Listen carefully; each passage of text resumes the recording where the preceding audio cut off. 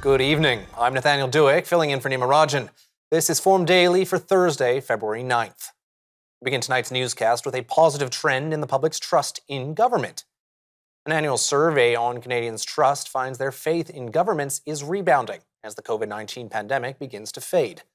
The 2023 CanTrust Index, published by Proof Strategies, surveyed 1,500 adults online early last month. Looking at last year's survey, 2 years of pandemic anxiety, lockdowns, and ricocheting COVID-19 rules saw new lows in the poll, with just 22% of respondents saying they trusted governments. But this year, that number rose to 37%. That's the highest it's been since 2018. Tragedy now as a community shaken in Laval, Quebec is still trying to come to grips with a bus crash at a daycare that left 2 4-year-old children dead. 6 other kids were hurt in the crash, but their injuries are said to be non-life-threatening, and 2 children have been released from hospital. The 51-year-old bus driver is facing 2 charges of first-degree murder, as well as attempted murder and aggravated assault charges. Premier François Legault visited the site today, urging those affected by the tragedy to seek mental health care that they need. Ontario's Special Investigations Unit has closed its inquiry into a shooting last October that left 2 police officers dead, along with a gunman. The gunman in Innisfail killed constables Devin Northrup and Morgan Russell before turning the gun on himself. The SIU says he was wearing a ballistic vest and waited at the bottom of dark basement stairs at his home for officers to arrive. Constables Northrup and Russell, along with a 3rd officer, responded to a call from a woman asking them to remove a family member from the home. Investigation cleared the 3rd officer of any wrongdoing. Well, shifting gears now to a new housing report that says Canada's housing market will see new listings fall in the first quarter. This before rebounding later in the year and then slowing to a more modest growth pace in 2024. The report from Rishi Sondhi, an economist with TD Economics, says subdued sales and declining prices will result in listings falling in the first quarter of 2023. He then sees listings increasing by 7% between the second and fourth quarter, before slowing down to a growth pace of about 2% in 2024. Over on the West Coast, British Columbia's lumber industry is on edge after U.S. President Joe Biden recently announced expanded rules on his Buy America policies. The White House says it wants all construction materials for federally funded infrastructure projects, including copper, aluminium, lumber, glass, drywall, and fiber optic cable, to be made on American soil. The BC Lumber Trade Council says the U.S. was only able to produce about 70% of its overall lumber demand in 2021. That's a gap, it says, was largely filled by imports from Canada. Well, it's another bumper crop for agricultural exports in Saskatchewan. Exports reached new highs in 2022, setting a record for the 3rd consecutive year. The Ministry of Agriculture says exports totaled $18.4 billion. The top agri-food exports were canola oil, non-durum wheat, canola seed, lentils, durum, and dry peas. The United States was the biggest market destination, followed by China, Japan, Mexico, and Algeria. Cutbacks are on the way for Ontario-based Canopy Growth. It has announced plans to reduce its workforce by 35% over the next several months. The cannabis producer says it will lay off 800 workers as part of a transformative plan meant to help the company reach profitability and enable sustainable and long-term growth. On the East Coast, the Everwind Fuels Company says it's making progress towards a proposed hydrogen production facility in Point Tupper, Nova Scotia. The firm announced earlier this week that it's received a provincial environment approval for the first stage of the estimated $6 billion project. The goal of the proposed project is to deliver the product to German clients by 2025. The firm says the hydrogen and ammonia would be produced with energy produced by wind and solar, making it a source of low-carbon emission energy. Manitoba is bringing back some school tests suspended during the COVID-19 pandemic. The province has announced it will revive province-wide grade 12 English and math testing. The Manitoba School Boards Association says some people may be surprised by the return of the grade 12 tests, as there was a perception in some quarters that they were being eliminated permanently. Well, Canadian musicians are increasingly concerned about their prospects of touring in the United States. This after the Department of Homeland Security proposed to increase visa fees for international entertainers. The federal agency wants a rate hike of more than 250%. Now that would bring the fee to $1,600 US. The Canadian Federation of Musicians says this would directly affect early and mid-career musicians and could completely bar them from entering the States amid inflation and rising costs of living. Well, Forum Daily will be right back after the break with a look at Generation Z and investing. Stay with us. We'll be right back.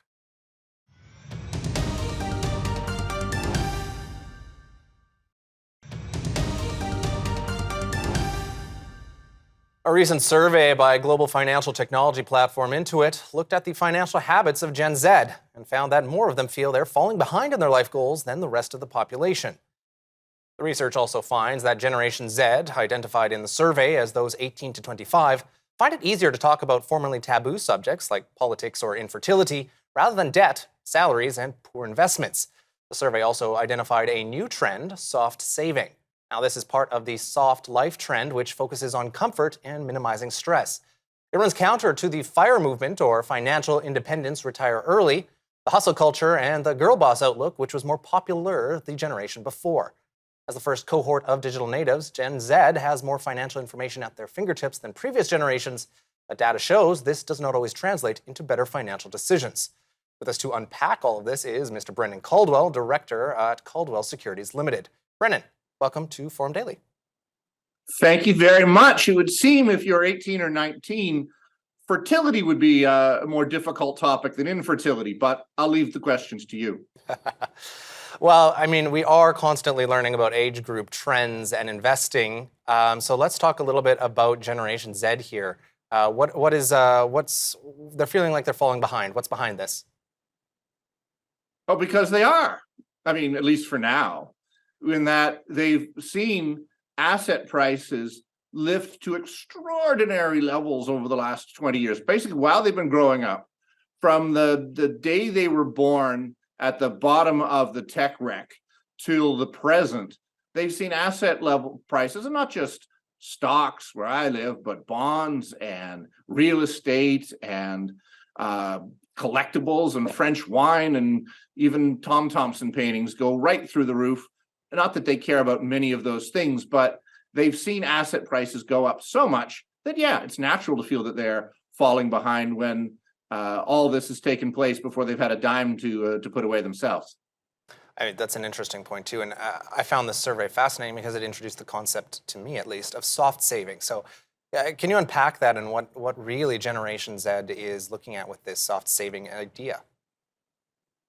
Well, as I don't have an Urban Dictionary in front of me, Nathaniel, I will take my best guess that it's not. I think the emphasis on the soft rather than the savings. I believe quite intelligently that the young enjoy being young and want to enjoy their life as much as possible and not worry too much about old man problems until that's closer to the horizon. Some of this may be fueled by the belief that the world will get too hot or hit a tipping point or some other thing. I will tell this much to Gen Z: since my generation began and the generation before me, the powers that be had told us that we'd never live to get old either. As you can see, that hasn't happened. We've made it to old, so you will too. But there's nothing actually wrong with having fun while you're young. So I'm not sure what soft savings exactly means, other than maybe putting savings off till they got a little bit soft.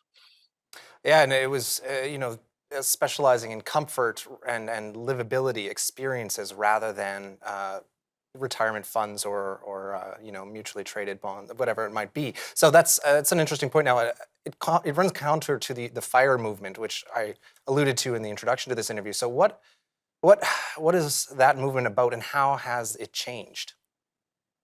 I think the FIRE movement has something to do with I can't remember what the F and the I stand for, but the RE was retire early. And all I can say about that is clearly the young of today, if they don't believe they're going to be able to retire early, they may be on the right track with that. Now, it may well be they can retire early in as much as the generations preceding them are helping to fund the soft savings lifestyle that they're enjoying at present. So maybe they will retire early, because maybe some of us won't be. But it was interesting you were saying about how much less likely, I think the survey said, people were to talk about money than virtually everything else that's supposed to be a touchy topic. I've actually long felt that parents were much, much more likely to talk about, well, sex or anything else with their kids than they were about money. Most of us, I think, are just half-remembered arguments that our parents had about what to do with money. And so it's a very triggering subject to use what I hope still is a modern word. It's a very triggering subject for a lot of people, which is part of why I have a living. Well, there you go. Consulting with an investment professional can help allay some of those concerns around those difficult conversations. Brendan Caldwell, thank you for joining us today on Forum Daily. Thank you, Nathaniel. We'll be right back. After the break, we're going to be taking a look at how the markets have fared this week with Catherine Murray, host of The Buck Stops Here. So stay tuned. Forum Daily, we'll be right back.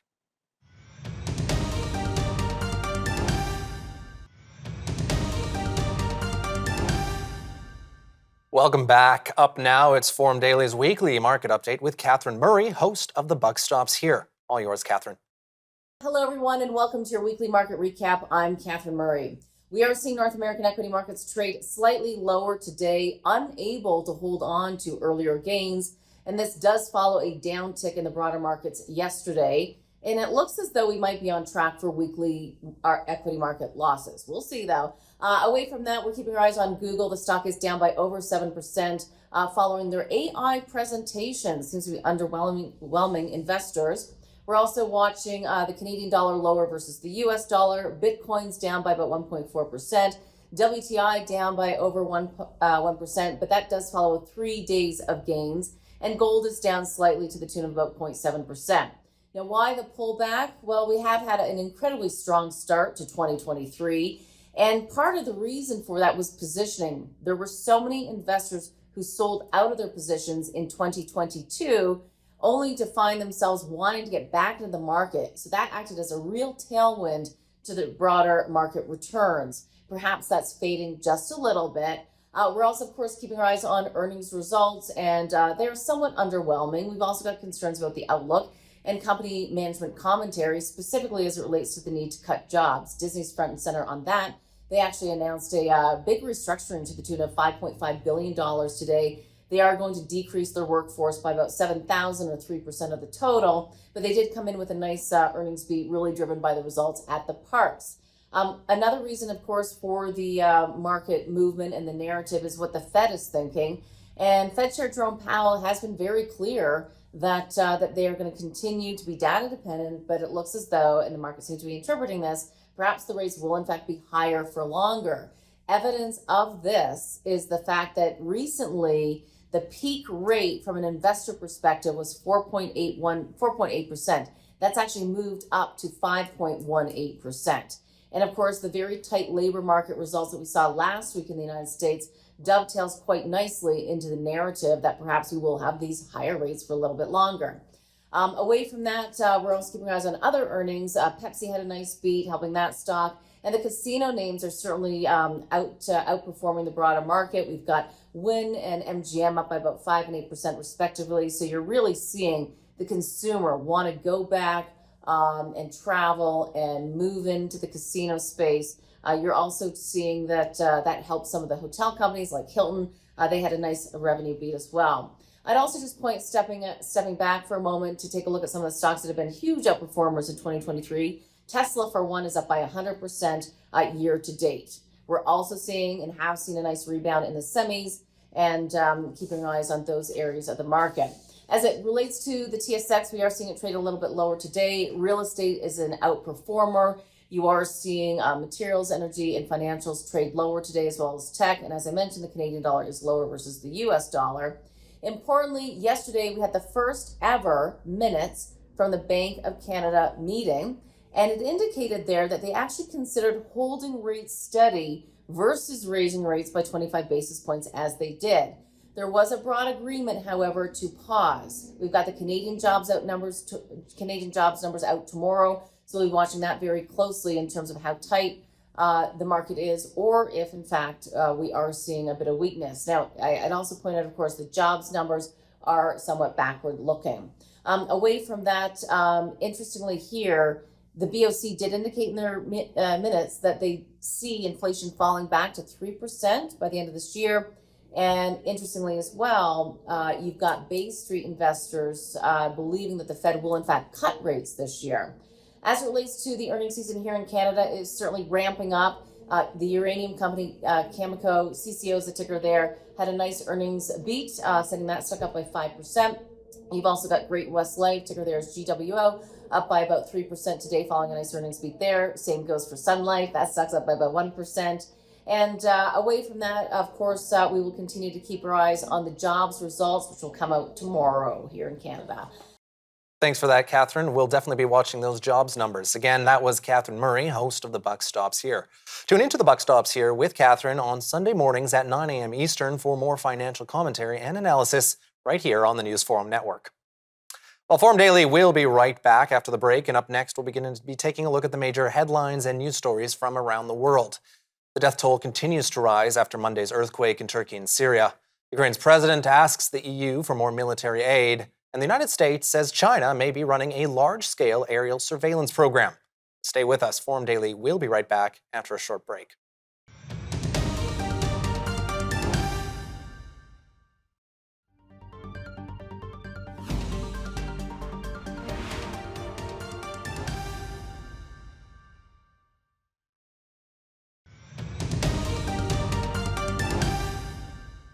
The death toll from this week's earthquake in Turkey and Syria has surpassed 20,000 people this afternoon as rescue efforts continue.